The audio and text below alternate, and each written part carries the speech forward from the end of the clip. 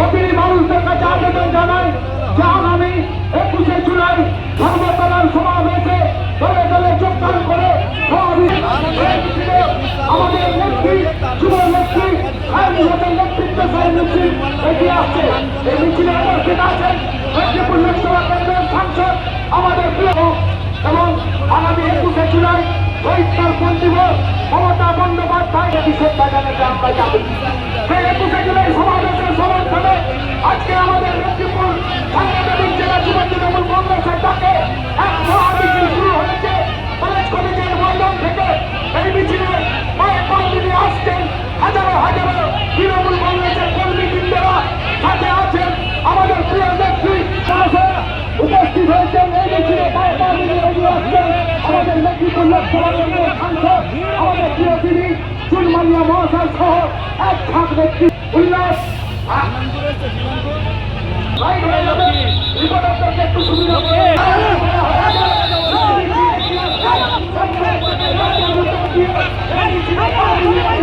আমাদের রাজ্যে যুবনেত্রী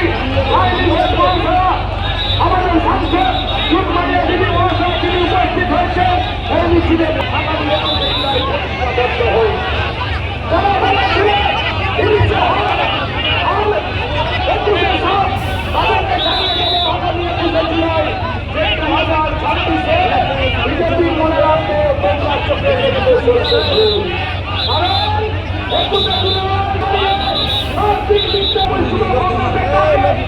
মহামিছিলের আয়োজন করা হয়েছে। সেই মিছিল এগিয়ে আসছে কালীমাতার মন্দিরের সামনে আমরা এসে পৌঁছে গেছি। ডক্টরের চোখে হাজারো হাজারো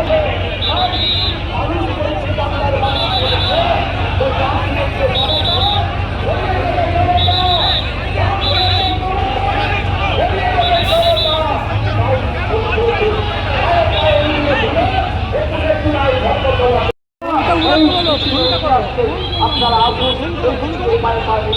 আগামী 21শে জুলাই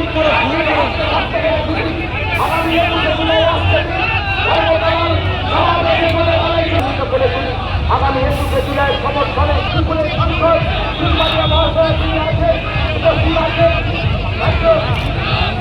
আমাদের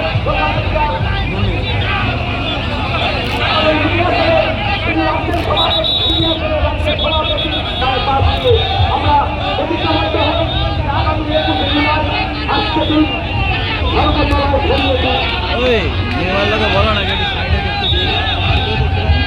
বলে আমাদের হাজার হাজার মানুষের উন্মোদনা জানিয়ে দিচ্ছে যে আগামী 21শে জুলাই আমরা মহানগরীতে ভরিয়ে দেব, জনতার স্রোতে ভেসে যাবে আমাদের সেই মহানগরীর মঞ্চ থেকে। প্রতি বছরের মতো আমরা সেই মঞ্চ থেকে মমতা বন্দ্যোপাধ্যায় তিনি যে বার্তা দেবেন আগামী দিনে আমাদের সংগঠন কিভাবে এগিয়ে যাবে। আমরা ২০ সালে ১৩টি তরতাজা প্রাণ তাদের আত্মবলিদান করেছিল। সেই ১৩টি তরতাজা প্রাণের বিনিময়ে মমতা বন্দ্যোপাধ্যায় তিনি 21শে জুলাইকে বেছে নিয়েছেন শহীদ দিবস উপলক্ষে। আর আগামী 21শে জুলাই কয়েকদিন মাত্র বাকি আছে। আসুন আমাদের সেই 21শে জুলাই